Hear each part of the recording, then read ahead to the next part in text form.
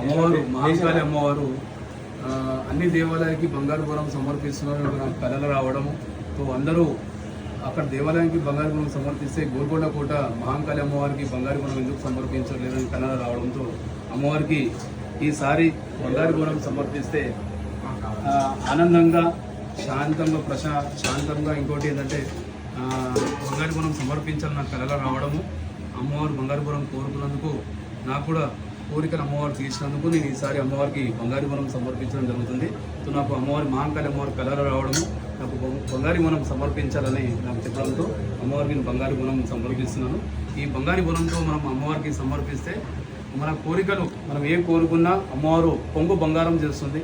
So నాకైతే అమ్మవారు పొంగు బంగారం చేసిందనే నేను అమ్మవారికి బంగారం గుణము అలాగే మహాకాళి అమ్మవారికి కుశలతాడు చేసిన. ఎందుకంటే నాకు అమ్మవారు నా వంశము గురించి నాకు కొడుకుని అమ్మవారు నాకు గిఫ్ట్ ఇవ్వడము, అమ్మవారికి మహాకాళి జగదాంబ అమ్మవారికి నేను బంగారు బోనం కూడా అమ్మవారికి నేను ఇవ్వడం నా అదృష్టము.